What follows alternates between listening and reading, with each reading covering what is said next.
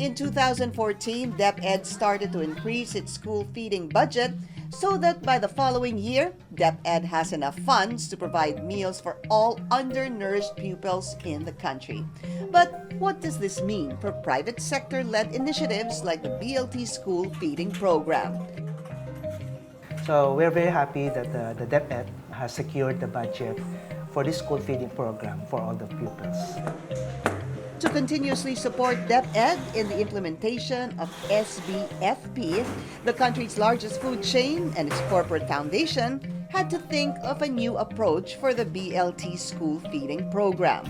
So from a straight direct feeding program, we thought of coming up with a BLT central kitchen that would serve probably about 5 to 10 schools per central kitchen. You would see good quality equipment. We transfer or teach them the proper way of preparing food to ensure quality, to make sure that the food safety is there. Harnessing the core strength of the company in food service management, the first BLT school feeding kitchen was built in 2016. Through the BLT kitchen model, the preparation of meals is centralized in a lead school wherein parent volunteers prepare meals and allocate portions that in turn are distributed to surrounding schools. This enabled the feeding of hundreds or even thousands of pupils per kitchen with less time and effort. As of June 2019, there are 33 BLT kitchens across the country serving pupils from 235 schools daily. So similarly, it's still with the schools, the LGUs, the NGOs, and the communities. Internally, we also have our own internal partners that help us with this. We tap into the know-how of our organization.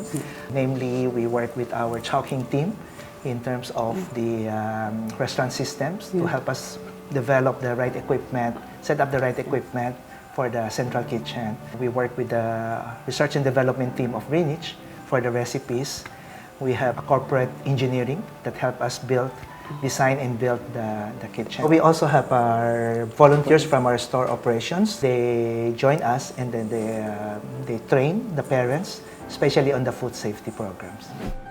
One of the BLT school feeding kitchens can be found in Agripino Alvarez Elementary School in Sipalay City, Negros Occidental, where Vivian is a parent volunteer. Previously, in a makeshift kitchen, it takes 2 to 3 hours food preparation for only 40 pupils, but the BLT Central Kitchen can cater 740 pupils in just 2 to 3 hours preparation. We empowering our people. So with the day-to-day operation at the central kitchen, our parent volunteers are enhanced with their skills and their expertise and the actual operation of the kitchen. These milestones have been achieved thanks to the continued support of the program's implementing partners, such as local government units and non-government organizations. I really want the quality of education in Sipalay City to improve. And by saying so, I wanted to start with the primary need, give the children the right nutrition so that they could study. Aside from being used as a facility for school feeding, the BLT kitchen can also be used for other purposes, such as preparing food served in school canteens. With the central kitchen, we start to see now how creative and productive actually the communities are. We start to see communities using it for other purposes. Here in Sipalay City, parent volunteers are also encouraged to create livelihood opportunities using the BLT kitchen. They've started selling snacks and catering to community events. Part of the proceeds is also used for the maintenance of the kitchen. Wala labot sa feeding, naga-cater kami pero ang may nanay nga gina-assign sa feeding, may nanay nga gina-assign sa cater. With the meals served by the BLT kitchen in lead and satellite schools, the elementary students in Sipalay City perform better in school. With the presence of the Busog-Busog Talino program, tumaas yung standards and it really has helped the children yung development nila physically and mentally. And that's what I hope na ma-achieve namin. As a focal person of SBFP po, I can see things na sana po marami pa pong schools na mag-join sa BLT Kitchen to see to it po na yung preparation po ng food nila from the beginning until matapos po yun, ma-deliver po sa kanila ng safe with quality po. I considered it as the bridge to address the malnutrition for all the pupils coming in and out of the schools.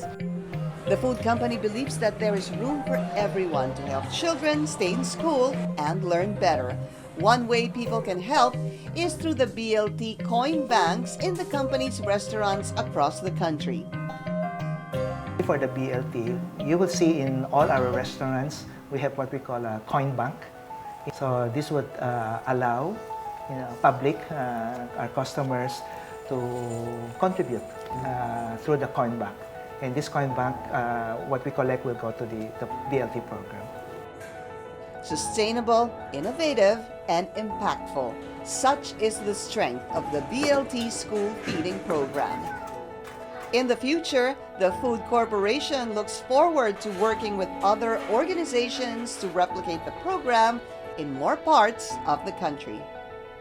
And it is actually our hope, our dream that this can be duplicated, replicated throughout so that we could cover all public schools.